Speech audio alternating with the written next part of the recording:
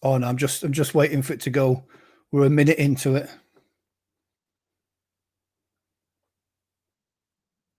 It is a great picture, is that?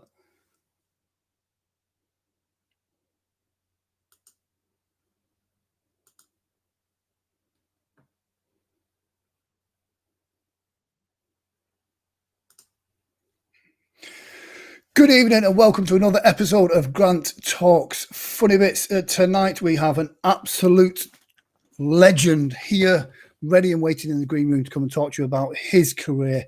As I say, a stage hypnotist. This guy is a stage hypnotist. He's an educator. He's a lecturer. He's an author of one of the absolutely the best stage hypnosis books out there, and that's called Stage Hypnosis My Way. I'll put up a link to that later on. I know some of you guys have already read that book, but it is a great book.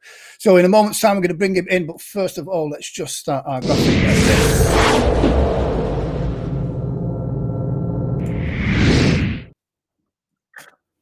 So, ladies and gentlemen, without further ado, please make some noise, bash your keyboard, hit that like and love emoji, and really show this guy some love. If you've got any questions, please ask those questions as well, because this is your chance to actually get those questions answered by a true, absolute legend. He is 40 years as a top-level stage hypnotist. He's been a Vegas headliner, Planet Hollywood, Stardust, the Tropicana, all the real big Vegas casinos.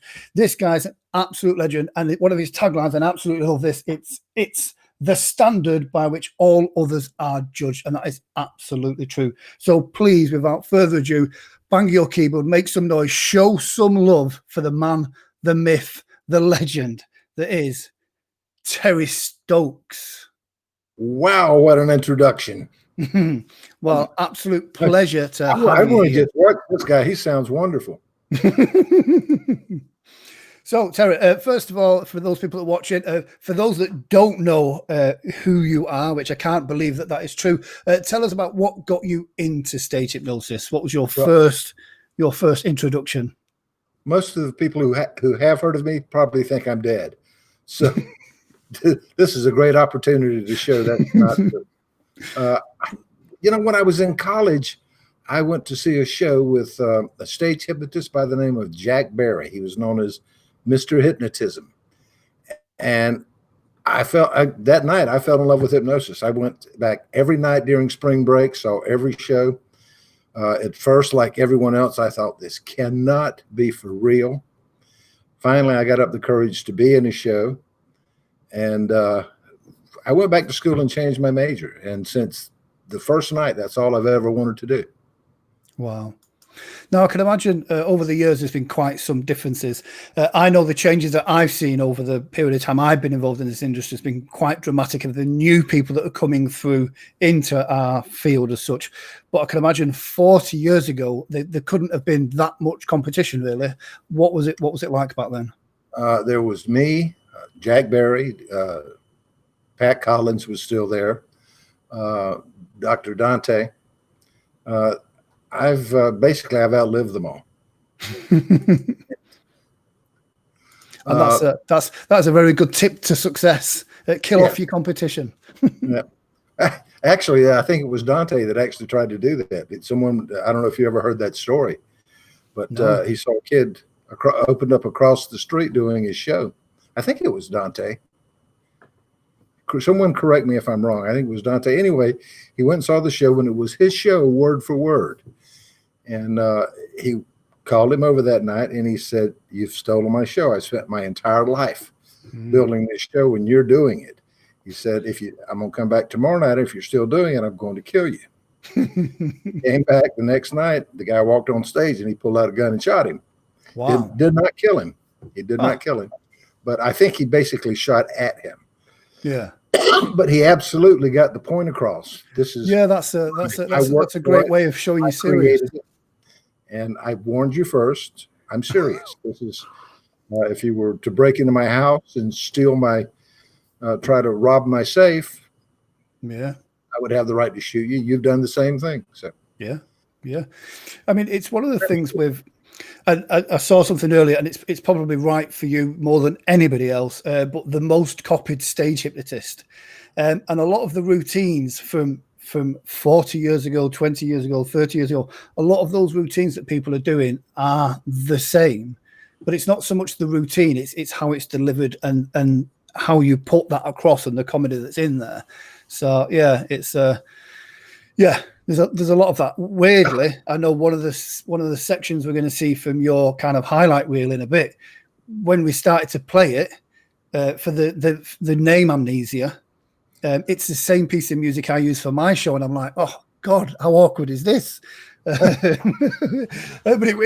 honestly, I didn't steal it from you, but it's come from you to someone else, and I know when I chose that piece of music, I thought I was being clever, but obviously it was in there somewhere from somebody else. So yeah. Well, when I started, Jack Barry, who actually ended up training me, told me the story of the guy being shot, and I had a very healthy fear of doing someone else's material. Yeah, and, that will do that. And in fact, Jack had elicited a promise from me that he would teach me to do a show as long as I made him the promise that after the first 2 weeks, I never did anyone else's material. He gave me permission to use his material for 2 weeks. And that's pretty much what's happened. I've spent, it got to be a habit of creating my own.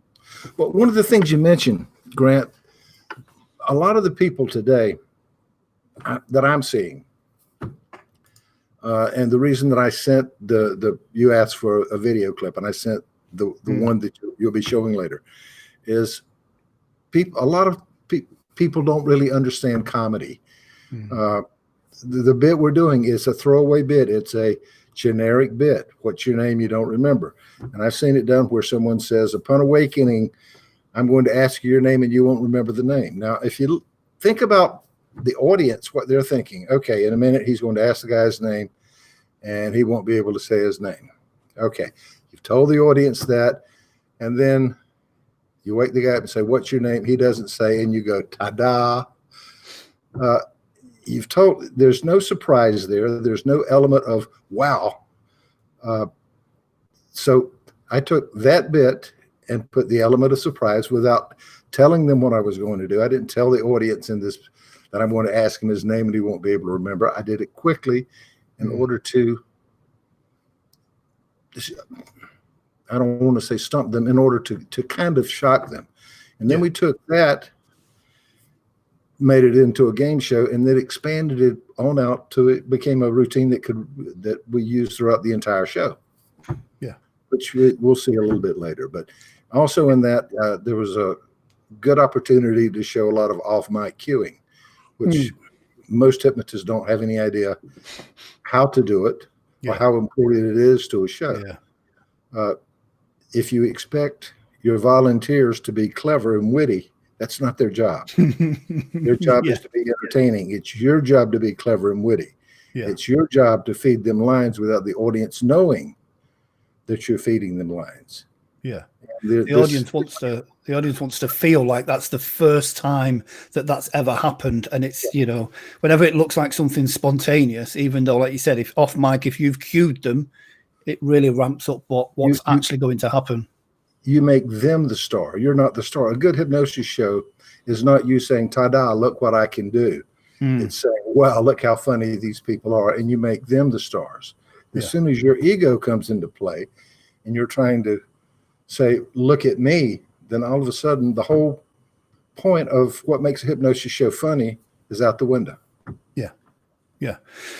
One of the things, I mean, we kind of talked about briefly before we started the show, and it's a great thing. We were talking about like getting ready for Vegas, and how you spoke to your agent in the early days about, obviously for any performer in any country in the world, Vegas is the place you want to be. It is it's the epitome of a performer's success as such, and everyone wants to get there first, like a sprint. It's not about putting in the work. Kind of tell the people watching about how your route to Vegas. My manager was a gentleman by the name of Bob Vinson. Bob had been the entertainment director of Harrah's in Lake Tahoe, and he wrote a book called "Show Business is Two Words," where he talked about all the stars that he had handled, like Wayne Newton and just name a star. The Smothers Brothers, name a star. In that time, Bob was at one time their agent or manager. Anyway, I kept asking Bob, when are you going to get me a job in Vegas? I'm ready to go to Vegas. And Bob would watch a show, and I'd say, when? He'd say, when you're ready. And a year later, I'd say, come see a show. Can I go to Vegas yet? When you're ready. Because when you get one shot at it, and if you open and you don't make it, if you're not ready, then you don't get a second shot. You don't get to come back. Yeah. And finally, after about 8 years, Bob said, I booked you at a little casino. And it was called the Continental Hotel. It's now, I think, Terrible's. This was years ago. It's been torn down now. And he said, we'll see if you're ready. He said, in case I'm wrong and you're not ready, not many people will see you there. So we went in for a week, and we were held over for, I think, 20 weeks. And then we moved over to the Stardust. Nice. But it's a lot of people take a 3-week course or a 1-week course or a weekend course, get 6 shows under their belt and say, well, I'm Vegas, here I come. Well, good luck. Yeah. I think Vegas now is very different. I think every kind of time is different from the time before. And I know there's lots of talk about people paying to play rooms in Vegas, but I still think even at that level, you still need to have quality, because people aren't daft. People's expectations for the quality that they expect from entertainment now is higher than it's ever been. And so it is kind of like, if you're not delivering the goods, then, that's your chance gone. Well, paying to play is the way to go in Vegas. You put up, you're risking your money, but then you get all the rewards if you're successful. Paying to play is not going to guarantee people will come see you if the show is bad. Paying to play means that I'm willing to put my money on the line. Yeah. That way, when the profits come in, they go to me. Yeah. Unless you're Celine Dion, nobody gets paid in Las Vegas. Yeah. Yeah. You rent the space, you do your show, you do your own advertising, and Anthony Coole's one of the most successful shows there. And one of the best shows. Anthony's a good friend, and I love his show. But and I have no idea what his contract is, but my bet would be he puts up his money. That way he gets all the rewards. That's the smart way to do it. It makes sense. It means you're vested in the success of the show as well, rather than just expecting a paycheck. So it does make sense. I know in the UK, I have booking shows and shows that I four-wall, and it's the ones that I four-wall. There's more pressure on me to make sure I do a good job, not only on stage, but also on the marketing and everything else in the run up to it, because otherwise I'm just throwing money away, and it's harder than ever here. We've had people that we were talking about when they do a 3-day course, do a couple of years where they get a couple of shows under the belt, and then put on a big production or what they think is a big production, sell tickets, people buy tickets and don't see a quality show, they're never going to buy tickets again. So anybody could do a show with a packed room, with a packed house, with a packed stage. When everything goes right, you look good. But what happens when there are 15 people in the room? How do you pull the show out? How do you make it work? When the bits don't work, how do you make it continue to look good? There's so much to learn to being, if you're going to be successful at it. A lot of people are losing work now because of the virus and everything that's going on. And probably that's going to weed out a lot of the people, a lot of the weekend hypnotists. Yeah. But we'll just have to wait and see about that. Yeah, exactly. I mean, it could be one of those that it does, it drains the swamp as such, and it just, but we will see. We don't know. Yeah, I've not got a crystal ball for COVID. I've seen some American guys, I believe, performing shows at the moment, which is bizarre, with masks on and all sorts of stuff like that. So, but I'm gonna let them figure that out first, because it's just. Yeah, my son did a couple of grad nights. I was tickled that he thought of the way to do it. He did a couple of grad nights on Skype with the Zoom, and he got rave reviews from the teachers and the kids and all of that. So all of a sudden, a lot of schools are asking him. I would never have thought to do that, but he was Yeah, it is trying to good. come up with a way to keep working. Yeah, I got to tell you, Grant, you know what I really like about doing your show? Go on. I don't have to wear pants. Yes, me neither. Okay. Speaking of attire, we have got a comment here from Alana Jennings that says "cool top." I have to mention I the love top. the shirt. This is from a company that's just been set up by another hypnotist called themindspiral.com, where they sell all sorts of hypnosis attire and even hypnosis face masks now. So they're not all just cats, but yeah, it's absolutely great thing. So And get now yourself it's over going to the look Mind Spiral. into my mask. Look That's into it. my mask. Yeah, look into my mask. So get yourself over to Mind Spiral and get yourself some hypnosis attire. So a couple of things, as well as stage hypnosis. Now you're doing training courses, educational things, past life stuff.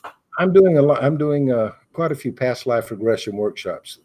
Those are fascinating. fun. I enjoy doing them. Mm. I'm amazed every time we do. I've got one scheduled for tomorrow in Pensacola, Florida. They tell me it's sold out. Nice. And we always take a couple of hours towards the end and go around and hear the stories of what different people experience. But to me, they're really fun to do. I did a few trainings, and how shall I say this? I was very frustrated, and that everyone that left told me how much they learned. And then I would watch their show a month later, and they had not learned anything. They were doing exactly what they had, and I thought, I'm stealing their money. If people are, excuse me, is that me? If people are paying me to teach them how to do something, they're obviously not learning it if they're not doing it. Yeah. So I became very discouraged with doing that. I still have a lot of people saying, teach me. And I actually, the one guy, I said, okay, send me a video. And I looked at the video and I called him and I said, next time you do a show, would you please do this instead of what you did? And then send me another video. And about a month later, I got another video on the computer. I watched it. He had made the change and it was 10 times better than it was. And the people responded and the bit was funnier. And because I figured he would listen, I agreed to train him. So what was the, just out of curiosity, because if I didn't ask, the people watching would beat me up for this. What was the little thing? It's basically, I told you in the very beginning, it was the what's your name thing, where he put them out. What's your name? You're not going to be able to remember it. You won't be able to tell me. It got a smattering of laughter. And I said, instead of doing that, just walk up. You've been asking other people their name. Walk up to some guy and say, what is your name? You don't remember. And just throw that in so that there's the surprise. And then step out of the way so the audience can see this look. And then you build on that. And that was the change that he made. And all of a sudden, it became one of his, to me, it's still a throwaway bit, but it became one of the main bits in his show. Yeah. So anyway, I am working with him, and we're doing it by way of Skype, kind of a mentoring thing, if you would. And I've seen his show grow by leaps and bounds. I would do them that way as opposed to doing a class. Yeah. I'm actually considering right now doing a program at Hypnothoughts Live this year. I have not completely decided if I want to do it because, again, I felt like I was cheating people when we went over certain things. And I'm not saying, please understand, I'm not saying that my way of doing things is the only way of doing things. I will give you a reason why I think this is better. And if you can give me a reason why it's not, then very, very good. My way is not the only way. It's my way, and it's worked for me. But if something is obviously either stolen material or a word or a pause that you can put in, believe it or not, it takes a day to teach someone to shut up. to deliver a line, wait, look, and come back and make some sort of because that little bit, that 3 seconds worth of time when you're doing it feels like 10 minutes. But it is so powerful to an audience to teach someone that talking to one member of the audience makes the rest of the audience feel like you're talking to them.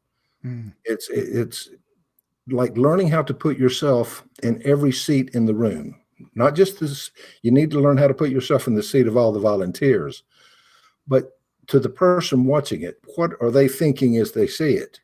And if you're not thinking about that, then you're not thinking about how to get the best out of your show. The thing that you said there about the silence and not filling that gap. There's he used to be a fairly unknown performer. He's actually a Vegas headliner now. There's a guy called Puddle's Pity Party. No, he's a 6 foot, 7 foot clown that doesn't speak, but his first maybe 3 minutes on stage is him just adjusting a chair, and he doesn't say a word to the audience. And it goes from being a busy venue. I've seen him a couple of times at Edinburgh Fringe. It goes from being a busy, loud venue to it just captures the whole audience because they're so intrigued of what's happening. And then he'll come up to the microphone as if to speak and then do something else. And it captures them. And that silence and not speaking is so profound. It's unbelievable. I have not seen him, but I wanted to share with you just to show you how there's really nothing new in show business. What you just described is the way that Bill Cosby used to open his show at Harrah's. He would, it was a huge stage, and he would take it felt like an eternity, but it was probably only a minute to walk from the curtain to center stage. And then the next minute, adjusting his chair, he would turn around and look at the audience like he was terrified and adjust. He would do exactly the same thing, so that when he finally started talking, everyone was on pins and needles. They were leaning forward in their seat to see what this man is about to say. And that's good stagecraft. That's what they don't teach you at the stage hypnosis classes. They tell you, use these suggestions, do this stuff, do that. They don't tell you about, like you said, when you're talking to one member of the audience, how it affects the whole audience. So that's some great advice there. I'm going to play your clip. What I'll do is I'm going to split screen, so it'll be you on one side and then the clip on the other. So if you want to talk over it, you can do, sort of thing. So I'm going to disappear, but I'm still here. But I'm going to bring your clip in. Let's have a look. There it is. It's there. I'm going to hide. There we go. And if we do it like that, this is a show in Canada. There are only about 1,000 people in the audience, and this is taking a simple throwaway bit. What's your name? You don't remember. And expanding. Now, this isn't an adult show.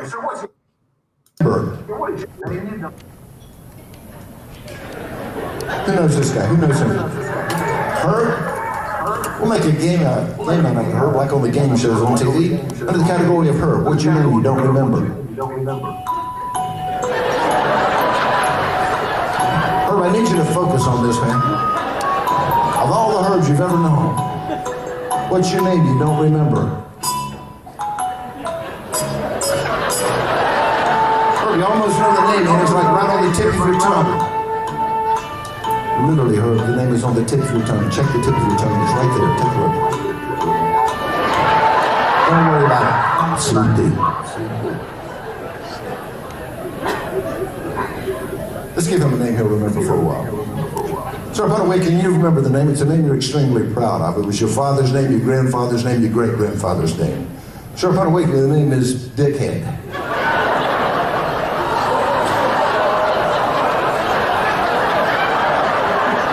Sir, you were so proud of that name that you actually had a hat made so that everyone you meet will know that you are the original Dickhead.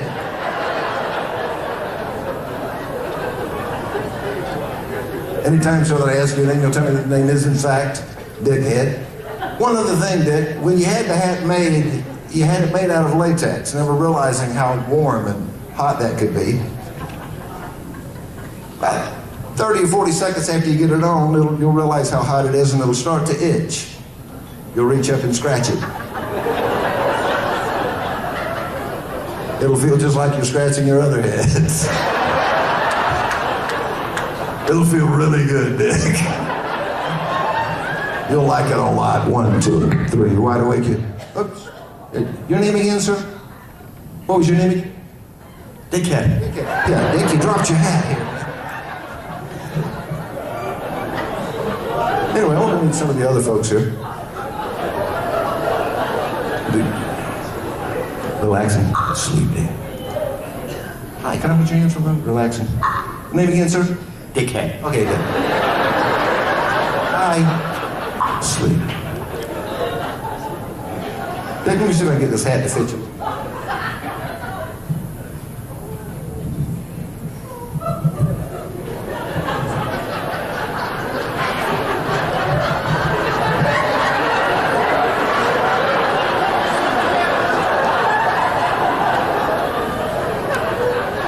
You guys having a good time so far?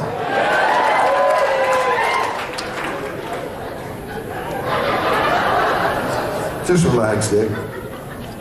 Sir, from this moment on, anytime throughout the rest of the evening, sir, that I ask your name. Now, folks, let me ask you, a lot of you have not seen our show, and at Stampede, I do a family show. How's that feel, Dick?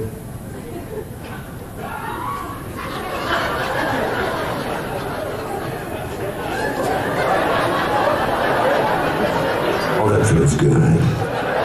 Oh, that feels really good.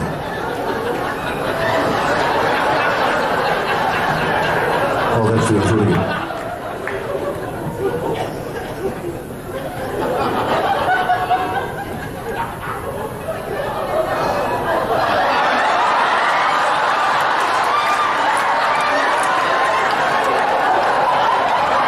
Can I pick a pervert or can I pick a pervert? Yeah, dude, just stop it. Stop it.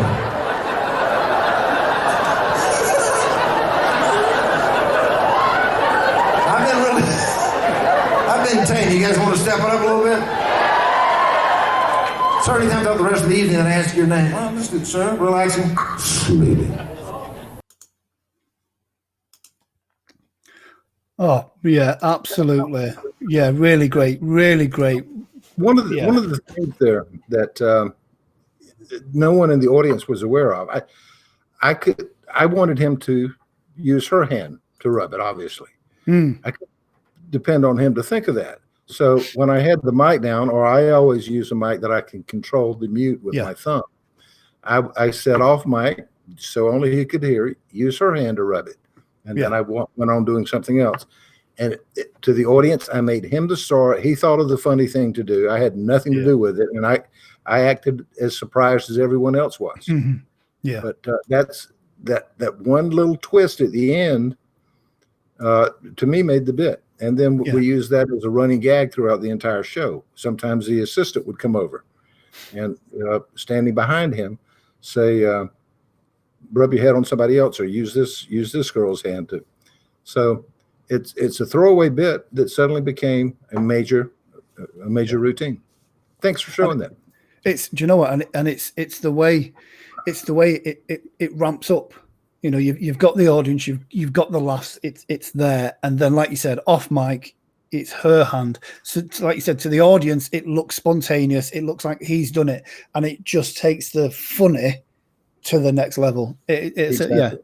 It's brilliant. Another thing that I did, and you didn't see it there, and I do it with most routines, and it's a way to make the audience feel like they're a part of the show, is if you'll tell a story before you give a suggestion, tell a story about how you thought of what made you think of this bit. With my teddy bear routine, well, when it was the talking teddy bear and not the masturbating one, when it was the talking teddy bear, it was I would tell the story of my little girl and her Teddy Ruxpin, and that's what gave me the idea to do this. And as the audience can relate to that story, then when they see it become something else on stage. There's a bit I've seen a lot of people do, but I started it years ago when I heard the joke about the guy who couldn't remember his name unless he sang happy birthday. Somebody told me the joke. I thought it was funny, so I made it a routine in a hypnosis show. I've seen probably 20 people do that now. But it began with, and I would tell the audience the story. Not only does it make the audience feel like they're part of it, but it lets the audience volunteer know, have a better idea of what I expect them to do. So when it happens, it's even funnier. Yeah. And it's a great, I think that's one of the things from my perception is that's where a lot of stage hypnosis falls short, I believe, because people go out and stab routines, this routine, this routine, this routine, this routine. And the story element of it is missing. It's not a show when you do that. Exactly. It's a demonstration. When you look at magic and mentalism and everything else, that's all delivered now by the story behind it. This is how I got into magic. Dynamo is a British hypnotist that kind of does the whole, I was bullied at school and my granddad taught me some magic and this was the trick that got me out of being bullied. So there's a story element to it, and that brings the audience in. It's more believable then. They're going on the same journey you are. So yeah, brilliant. So I'm waffling. You're the guest. I'm just waffling on now. I could not agree with you more. It's so many people do hypnosis demonstrations and call it a show, but it's not. Yeah. I like the way your interaction with the audience it's a natural conversation between the volunteer and the audience, asking them if they're enjoying it as well, which gives them that prompt. So yeah, absolutely spot on. As well as being a world-renowned and a legend within the stage hypnosis industry, you were talking earlier about how you do it my way. I believe that is also the title of your stage hypnosis book. As if by magic. It's like we've rehearsed it. Yeah. Okay. Brilliant. This is, yeah, I like it. Yeah. Was that your first book? Second or third. Yeah. So you've got my third. Yeah, you have got another one coming out, haven't you? I've taken the others off. Yes. Yeah. The one that's coming out is basically show business stories. It's not really for hypnotists. It's about what 50 years in show business has been like. And I tell some wild stories. It's not a kiss and tell book, but it's a very honest book. Yeah. The My Way, for hypnotists, if you have not read it, I recommend it. I think it's when I tell you in my book, instead of saying this is the way I think you should do it, I explain why. For example, when I talk about how to get your volunteers on stage, I'll tell you all the different ways that other people do it, and then the one that I think is the best and why. Yeah. When so many people disagree with me about laying your volunteers on the floor, that's perfectly fine. Well, I'm kind of old school, and I understand that there's new ways of doing things, but I have very good reasons why I think that is not conducive to a good show. It's great for a demonstration. It's good to say, well, look what I can do, but it's not good, as you said, for a show. So anyway, in this book, we talk about a lot of different things. The other thing I mentioned, I think there's 2 chapters in here about how to write your own original material and why it's so important to do your own stuff. Do my material. I wrote some funny things, but when you do it, it's not going to be funny because you don't. It's not coming from within you. That's what makes it funny. When you're good on stage, that means you're giving to an audience. You're giving everything that you have. Yeah. And when you're doing someone else's material, you're giving away someone else's stuff. You're not giving part of yourself. So and if you don't know why it's funny, if you're doing someone else's stuff, you don't know why it's funny. It's just funny because they got a laugh doing it. When you give yourself to the audience, it's absolutely great advice. So anyway, we got in the plug for the book. I appreciate that. Can I plug one more thing? Of course you can. Plug away. If you don't mind, let me reach over here. I have a program. This is not so much for hypnotists as it is for, I don't know, anybody. It's a program called, let's see if you can see this. It's called The Key. And there's a little thumb drive in here. And in the thumb drive, I have 27 different audio titles, everything from weight, smoking, stress, 27 different titles. But I've also got my motivation program, which is called The Key. And I have about 4 hours called Best of Stokes. That's the funniest things that have happened on my stage in the last 50 years. And there's about 4 hours of that. So you're getting, all in all, you're getting $800 or $900 worth of stuff for $99. And you can get that at my website too. But the for the hypnotist, I think you would enjoy the Best of Stokes. Also in that, on this $99 package, is a copy of My Way. And what is done so far of the new book, which is called Getting There or Getting Here. Yes. And it's about halfway finished, and that half of it is already there. Brilliant. It's on the thumb drive. So must be, anybody that watching that hasn't got the book, it is an absolute must. It is a great book, and it's the one that when I'm on the road, if I've got a big show and I've got kind of some nerves or anything as well, it is the most thumbed book I've got. It goes in my case, it goes on the cruises, and it's just there for sometimes to just kind of, because it's, I think I can count on, I say on one hand, on half a hand, actual books on stage hypnosis where you can tell the author actually has walked the boards, been there, done that, and has worn the t-shirt effectively, and that is definitely one of them. So yeah, it's absolutely brilliant. On a slightly different note as well, your son is a stage hypnotist as well. he is. Terry Stokes Jr. That must be really cool to have that pedigree within the family. So do you guys kind of sit down, bounce ideas off each other? We do several times. We did it in Branson, Missouri. And we did it here in Fort Walton for a while. And we did it for a while in Vegas, a show called Battle of the Hypnotist, the old guy and the kid, where neither one of us could tell the other one what this was, the rules between us. We couldn't tell the other one what we planned to do that night. And the idea was each of us to try to upstage the other. And we'd let the audience be the judge. And it was always fun. I mean, I'm trying to upstage him. He's trying to upstage me. And it does several things. First, it gets the audience involved. They start picking a favorite. Yeah. But it forces you to come up with clever new things that I think, okay, what could I do that's going to surprise even him?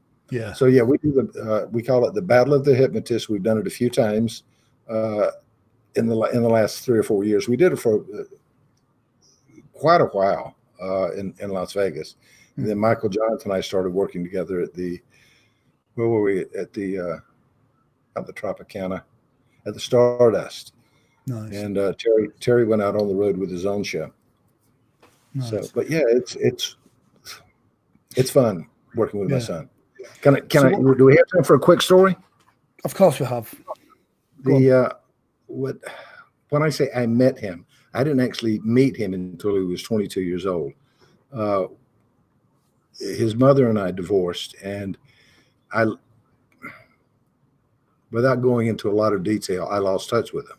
Over the years, I had looked for them. I had my agents hire people to look for him. One night, I got a phone call from my agent saying, you know, that kid you've been looking for, I think we found him. I had an infomercial running around the country selling my audio weight control and stop smoking tapes. And his girlfriend saw it, said, God, he looks a lot like my boyfriend who's been looking for his dad. And they even sound alike. And she called the station called the producer, and the producer called my agent. It turns out it was, in fact, my son. But anyway, when we finally met, he joined the show as the cameraman. And about 3 months in, he came over one night and he said, do you mind if I get on stage? And I said, well, you want to be hypnotized? He said, no, I'd like to do some stuff. It never occurred to me that he had any interest at all in being a stage hypnotist. He got on stage and he was better his first time on stage than I was after about 4 years of doing the show. He still had a long ways to go, but I was absolutely blown away by how good he was that night. It was in Bakersfield, California.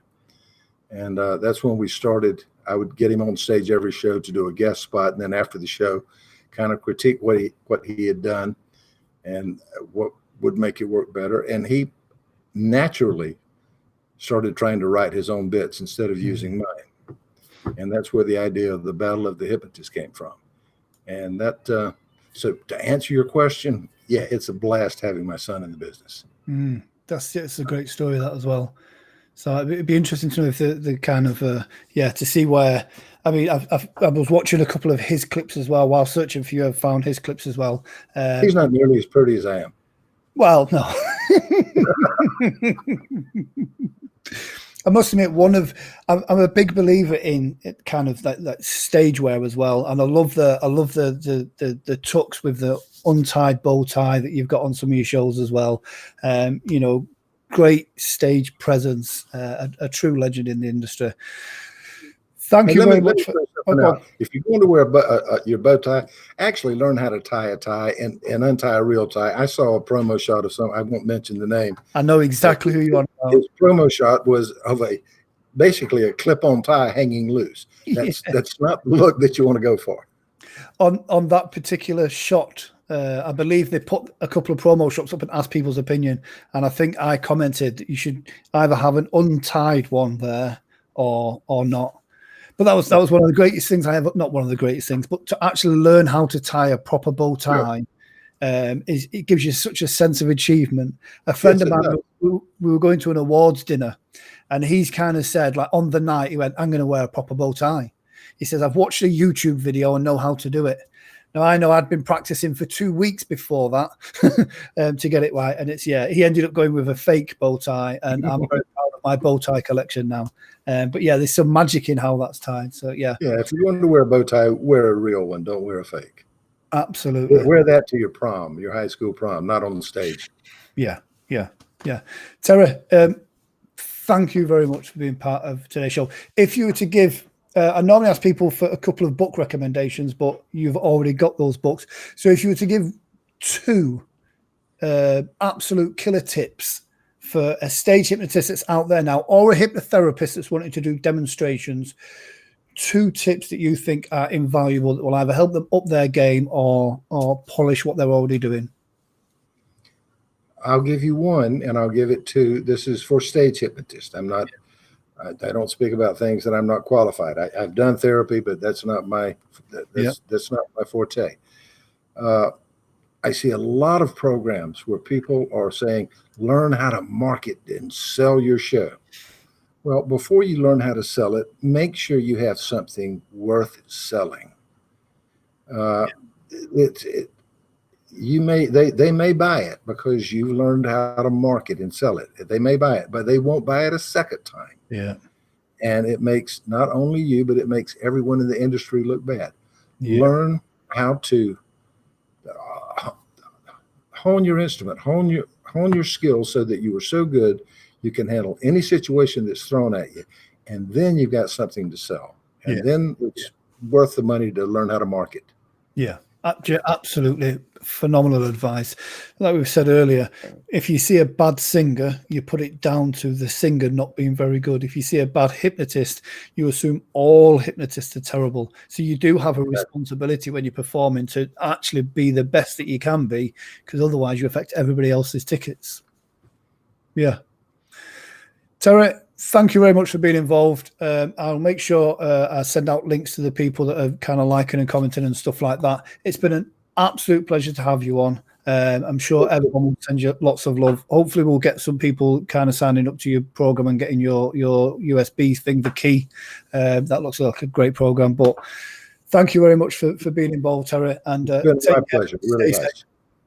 All right. Thank you very much.